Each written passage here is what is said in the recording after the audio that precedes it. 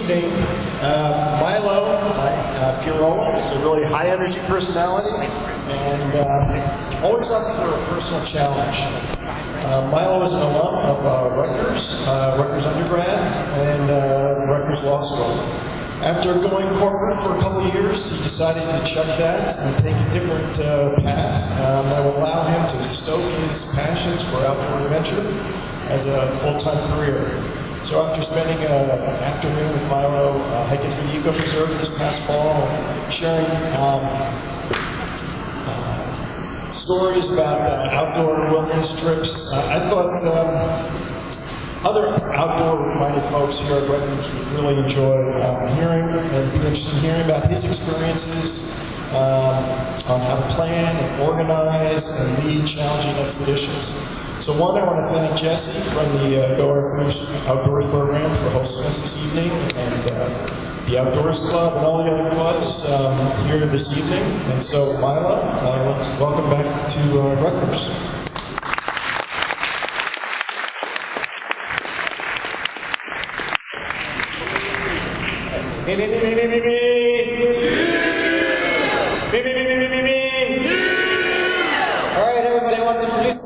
Rutgers rugby teams, the men's and women's rugby teams. They have been a huge part. They have been a huge part in supporting this event going around campus. They had frozen t-shirt contests, and I just want to thank them for being here. They got a table in the back. And they're doing a lot of great work on campus as well. So, as Professor Blackford said, my name is Milosz Pierwola, and I am a student of Rutgers University 2 times, both at Rutgers campus here, and then also at Rutgers Camden campus, where unfortunately I also acquired the Raptor mascot, and not just the Scarlet Knight. So they have a different mascot. I don't know if you guys know about that. It's a bird. Actually looks like a parrot. But anyways, I'm going to tell you a little bit about what I do, because a long time ago, I used to go to this university. The reason I'm here, and is this too loud, or is this okay? We're okay? Okay. Because I can really hear myself here. This is where I imagine all you guys in underwear, by the way. So, the reason I'm here is because I used to be at this university. I wasn't a stellar student. I used to go to this very university. I just went downstairs to the gym, and the locker room looks the same, and it was like a weird throwback because I wasn't expecting that. But this is where I came from. You know, I get to do these amazing things right now, not because I have come from money, or I'm some guy that graduated from Harvard and I'm working with some sort of MIT program. I am here from the university from New Brunswick, from New Jersey. And so I wanted to come over here and tell you that me, a person who is nothing special, is able to do these incredible things. And I want you guys to understand that this is all possible for you guys as well. So now I'm going to go over a couple photos that I brought. You guys are going to see a little vacation slideshow now. This is a photo that was taken in the Yukon Territory. I was doing dog sledding expeditions up there, and I decided that I had enough of the people I was working with, and I just went and I camped alone in the middle of a frozen lake in the Yukon Territory. So this is a lake that I'm on, and I went towards the end of winter, where while I was sleeping, I can literally hear the cracks in the ice forming during the night. And what I mean by that is that from the entire one side of the lake to the other, as I was trying to fall asleep, there was a thunderous, like a lightning crack that went right under me, and then I literally felt and I heard pieces, chunks of ice the size of like a counter, fall into the water underneath me. So, not something you want to be hearing, because very quickly something like coal can form and just suck my head right under the water. These are the types of places that I get to visit. You know, you always hear about these places. You know that there's mines in the world. You know that there's tall skyscrapers. This is inside a mine in Poland. It's a coal mine, and this machine is forever down there. They brought it down in pieces, assembled it, and now it's decommissioned, but it still works because they don't longer take the coal out. But this is a machine that I got to operate, and this is down there. I got to go see it. I got to actually play with it. It was pretty cool. This, who recognizes this? Where is this? This is Cloud's Rest in Yosemite, and you guys are looking down the barrel of Yosemite Valley. A little bit something, or a little bit of information about Yosemite. During the time when the United States was making massive amounts of money, destroying forests and laying road and just eroding the entire natural landscape of America, they came to this place and they literally said, whoa, hold on a second. This is actually too pretty to destroy. And so they created a national park there. And when I heard about it when I was younger, I thought to myself, yeah, Yosemite, sure, I'll go there just like I'll go to Bucla, right? But when I went, it's weird, I'm like getting a little feedback here. When I went and I looked at this, I was like, what? I was floored. We were driving in at night, and the moon was out, and the moon was illuminating these mountains, and all I saw was these behemoth, single stone wall. It was just one giant stone wall. I mean, that half-dome thing, that is one giant piece of rock. And standing there and seeing it is not the same as looking at this picture. Yeah, this is epic and everything, but going there is a completely different experience because it changes you. This is something I discovered when I was outdoors, is there is no handrails. There is no sidewalks. There's nobody telling you you can't do things. Okay, you should be respecting the environment, but it's up to you how far you want to go. I saw a weird rocky protrusion, and the first thing I thought to myself, that would make a pretty sweet photo. So luckily I didn't fall off and hurt myself because the helicopter would have been very expensive. But this is in Ireland, actually at the Cliffs of Moher, or Cliffs of Moher, depending on how you pronounce it. And this is what I get to do now. I get to go out and I get to play. You know, when you go places, oftentimes people tell you you can't do this. But you can. You can go out there. You can go to China and explore. You can go to Afghanistan. Sure, it's dangerous, but it's also beautiful. People don't tell you that. I went dog sledding when I was in the Yukon Territory. I mentioned that before. So I want to tell you that I didn't do this as a, like I said, I didn't have money for this. The way that I traveled was I found ways to get there. I love this. I found ways to get there. I didn't pay to go dog sledding. I went and I volunteered for the kennel that operated there, and I made some really cool friends. These guys are two dogs from dog sledding. I'll tell you something, a quick fact about dog sledding. The dogs, even though they're on chains, they love dog sledding. They were bred specifically based on how much they want to pull a sled. So over the past 100, 200 years, we have bred dogs that get so jealous when they're not the ones going out with sleds, they freak out. They start spinning around and barking and everything. Every time a sled leaves, the entire yard explodes in barks. And so these dogs love to go sledding. It's like going to Vail and seeing a bunch of snowboarders and being like, man, they can do this? No, it is awesome. These guys love it. This is another type of animal that I got to work with. I never thought this was possible.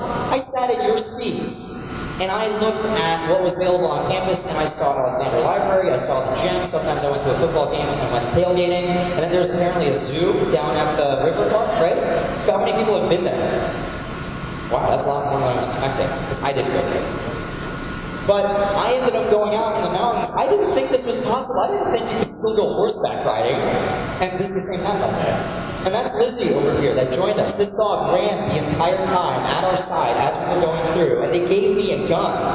So I don't have a gun license, but they gave me one, and I'm just like, what's this for? And they're just like, because there's mountain lions. And I'm like, oh, so I'm going to shoot a mountain lion? They're like, no, you're going to shoot 3 times so that we know to find you. And I'm like, oh, okay. So I just give me something different. Okay, this is a very meaningful photo for me. So just to describe this a little bit, the camera lens that I was using for this is 180 degrees, which means that if I hold my hand out here and if I hold my hand out here, when the photo is taken, we can see both hands. It's a 180 degree lens. Over here, what we have is the full moon and the sun rising on the other side. So the sun is blasting light. I mean, it's just like a gibbous moon, so it's like just waning. I'm sorry, the astronomy society is going to kill me for saying this, by the way. They're like nodding at me right now. They're like, forget it. But this is meaningful because I went to Brazil. When I decided to leave my career, I said to myself, I'm just going to go and travel, and I don't know what I'm going to do. There is no rules in real life. There's nobody that's angry at you for not submitting homework. There's nobody that's angry at you for, turning whatever it is that you thought you were going to produce late. So when I got down to Brazil, I was hanging out with a friend of mine, and I'll talk to you about it in just a second. But every time we went to the beach, I was looking off the beach, and there was an island off the beach. And when they were sitting next to each other and we're surfing, I asked her, what's on that island? And she goes, nothing. And I'm like, what do you mean nothing? You're supposed to be stuck on islands all the time. And she's like, no, there's nothing. And I'm just like, do you think I can maybe like go to that island? And she's like, yeah, you can, my brother will take you. Why, you want to go? And I'm just like, yes, I do. And I got this crazy idea. I've never done this before, by the way. I spent 4 nights alone on a deserted island off the coast of Brazil. And this is the photo. This is me. This is my island. It was about the size of 3 football fields. It's called Ilha de Xavier, the island of Javier. And I ended up being completely, the scariest thing about that, just to give you guys an idea, was not that there may have been animals on the island or something could have happened. The scariest thing for me was, what if somebody was already there? And now I'm alone on an island where I don't speak Portuguese and I can't communicate with the locals. You know, dude, what are you doing in my backyard? Right? I mean, if I disappeared, it would be 4 days before they would come looking for me. So, that's a petrified Milo you guys are looking at over here. But this was an experience for me because I realized that you can still find deserted islands in the world, and it's as easy to get there as asking the local fishermen for a ride. And you know what? If they won't give you one, just buy them a 6-pack and they'll take you out there. Hey, it's a one-way ride for them, right? They don't need to get you back. So, that's the island in Brazil. And this is what I was doing down there. I was surfing. Never thought I'd be doing this. How many people here surf in Jersey? Awesome. How's the surf here? Crap. When you see waves like this here, you wake up in a couple minutes. But I learned how to surf. I never thought I'd be able to do this, okay? I always go to Manasquan over here, you know, Deal, all these places, Atlantic City. I even went up to New York. You just don't see waves like this. But when you go down there, you see beautiful blue water that's crystal clear. When you're sitting on your surfboard, you can see the ground underneath the water. And I never thought that was possible because I kept working here with the intention of maybe one day taking a week-long vacation to go to a place like this. Not thinking that this is a lifestyle that's possible. And I watched movies and I thought to myself, that's a movie, those are actors. That's a guy that gets paid to do this because that's where he was born. But that's not true because this is a photo I created by the way. So I put this together. This is my friend Jacqueline Silva. So a little background about this. I met her at an airport, and I saw her with a surfboard, and I thought to myself, oh, that's an attractive girl with a surfboard, so I should go and talk to her. I ended up saying hello. She told me that, you know, she's like, oh, I'm Jacqueline Silva. And I'm just like, oh, okay. So is that your board? She's like, yeah. And eventually it got to the point where I was just like, so, you said your name kind of weird. Like, am I supposed to know you? And she's just like, I got a couple of awards. I was like, what do you mean? She's like, so she is a 2-time world champion surfer. In 2001 and 2007, she won the world championship. And I got her information. I ended up doing a couple interviews with her. So the way that I did it is I basically said that it would be really cool to have her interview like a class of like elementary school kids, and she did it for me. But then she basically said something to me that I totally jumped on. She said, if you're ever in Brazil, you can stay here. So that week I booked a month-long ticket to Brazil. I'm not joking. And I called her up and I said, hey, is that offer still good? Because I already committed. And she said, well, yeah, it is. So I went down there. She's a fantastic person. I lived in her house for an entire month. And, you know, you really have to be a good roommate when that happens. But I ended up taking these photos with her, and she ended up showing me what it's like to be. So she is a person in a village in the middle of nowhere. She lives on an island off the coast of Brazil, which is next to the island that I spent time on. And she lives in a village where there's still places where electricity doesn't reach. And she got to see the entire world. She got to surf the best places in the world. In the Philippines, in Australia, in Hawaii, everywhere. Because she was good at surfing. And that's the only thing that she does. She does nothing else. Okay, she literally wakes up, eats, goes surfing, comes home, eats lunch with the family, goes surfing, comes home, watches soap operas, and goes to sleep. That's her entire schedule every single day. I kid you not. Sometimes she sees a friend who surfs while she's surfing. And then these are the places that I got to go to also. Does anybody recognize this? Yes, what is it? That is the Giant's Causeway. These structures here, I just got this thing, so I got a laser pointer. These structures are hexagonal basalt columns. The way that these form is that While magma was cooling, there was a unique effect, there was a unique circumstance where giant crystals form. And these crystals are literally as tall as 3, 4, 5-story buildings. And they're giant hexagonal, they are hexagons. They look like floor tiles that somebody put down. I never thought I'd be going to these places because I always thought that a vacation was a deliberate one-time-a-year thing. And then here I was traveling the world and just saying, this is the next place I'm going to go to. And I'll tell you guys how to do that in a minute. And this is where I take my clients. So one of the things that I do, and one of the ways that I started traveling, is I said to myself, how am I going to possibly afford to go to these places? The answer was, I was going to go, and I was just going to teach, I was going to get good at traveling. And people who wanted to travel would then want to travel with me to eliminate the difficulty of traveling, so booking hotels or whatever else, stuff that they didn't know. And the reason that my business was successful was because I literally traveled to these places and I did all this stuff on my own before bringing people over. Because nobody knew me, nobody knew my name, and I had to figure out a way to guarantee that people were going to have a good time. So I tried every single thing out. And I got screwed a bunch of times, and people definitely screwed me out of money as well. I'll tell you that in a minute as well. But this is where I take my clients. This is Scotland. This is still a place that exists. So Scotland, everybody thinks probably like Braveheart and all this other stuff, and Port Glasgow and Edinburgh and everything. But Scotland is a total wilderness. Like once you get up to the north, it's like Canada. Anything north of the border, like 100 miles, is just total wilderness. This is the Isle, or the Cliffs of Moher again, and you should not be doing this. I've been told countless times since I took this picture. The reason for that is because these stones have a tendency to fall all the time. Eroding cliffs, actively eroding cliffs. And so if you sit like this, there's actually a chance that the entire thing's going to topple down. And I do this all over the place. So this is also at Yosemite. And the reason I do this is because I feel like you can. I feel like you can. If you go to High Point here, they have a railing because some drunk idiot fell over and got hurt. Somebody sued them. It's National Park. And they said, all right, we're going to put a railing down so idiots don't follow the railing. But when you go to these places, you do not have to worry about that. It's up to you. Wilderness means that there's no rules out there. That's kind of like what the real world is like. Once you exit school, there's no professors with syllabi. There's no things that you have to do. So you do it on your own. And then this is the photo you guys saw in today's Stardom newspaper. This is when I went down to Poland. This is actually where I'm from in Poland. I'm a Highlander from Poland. That is my heritage. And when I went back, this is a very important area, and I just decided to go out there on my own and hike it. And that was it. I just decided I just want to hike to the top. And that's it. That's like when you get out, you got to realize that when you're in school, you have this mindset of, I need permission to do something. But when you get out into the real world, what I'm telling you is you don't.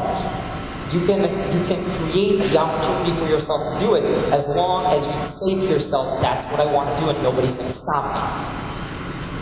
This is a view out of my window in the morning, out of the tent. So this is like, again, this is the same tent that was at the beginning, and this is what it looks like on the outside. So I was totally surrounded by just the wilderness. And the reason I was over here was because I tried to find a place around the outside of the lake to camp, but it was really deep snow, and so I was kind of stuck camping on the lake anyway. And these are the places that I have gone to as well. This is a polar expedition with world record holder Eric Larson, who's another person that I ended up hanging out with because I emailed him and I asked him if I could hang out with him. And he took me on an expedition where he taught me how to live through a polar expedition. The temperatures reached negative 50 degrees over here. So negative 50 degrees is really effing cold. There was not a moment during the entire 5 days that we were skiing across this ice that I did not think I was getting frostbite. I'm not joking. And the thing about this is that when you take metal and when you heat it past a certain point, it begins to glow, right?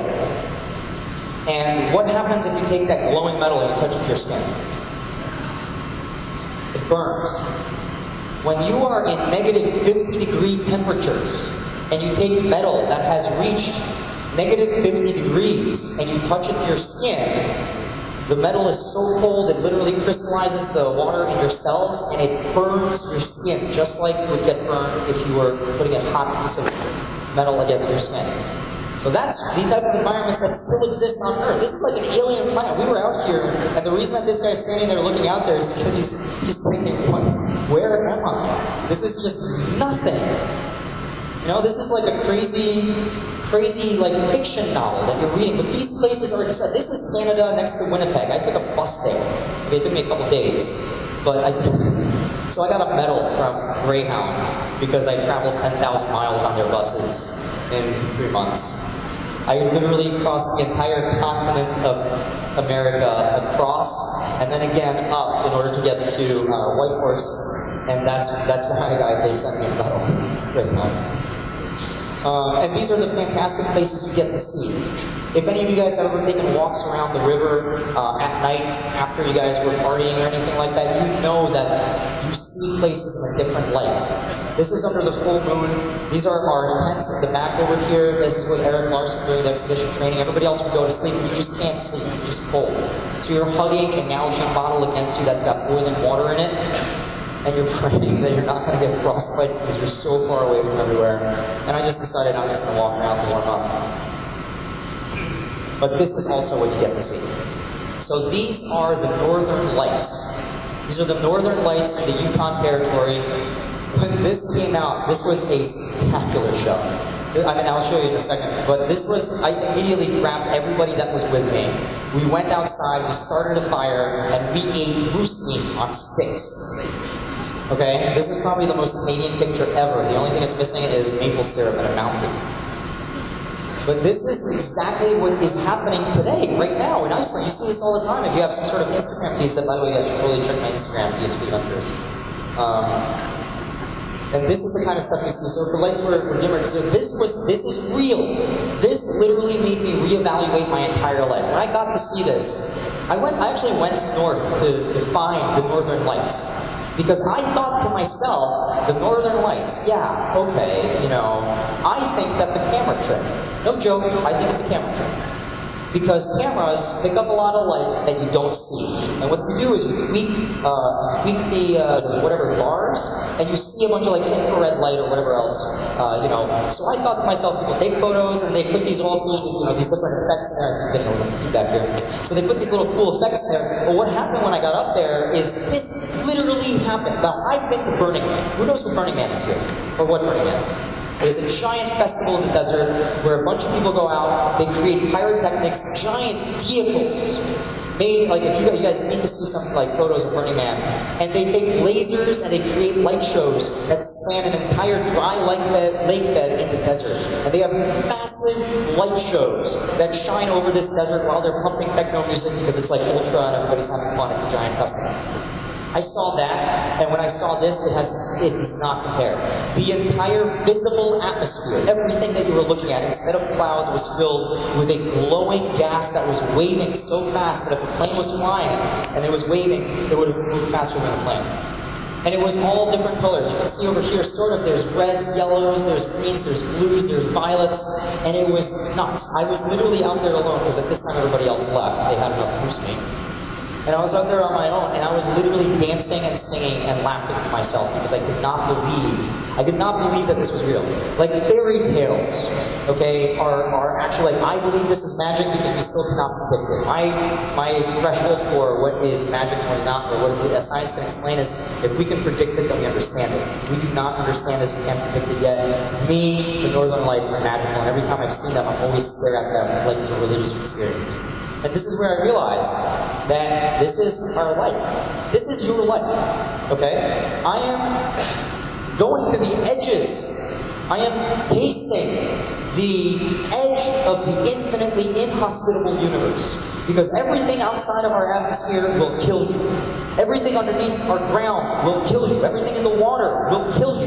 We live on a paper-thin surface around a pebble that's flying and hurtling through space that is so vast we don't understand it. And that's what the astronomy or astronomical society is so important, because they're the ones peering out and asking what else is out there. We are so delicate as creatures. We have something that's approaching that is absolutely inevitable, and that is death. Okay? And that is something to love, because we have an opportunity to do whatever we want. I am literally writing my own book. A long time ago, I was following a manual that was given to me. Okay, that manual was the curriculum at school. It was what other people told me. Today, I am literally saying, I want to do that. I want to contact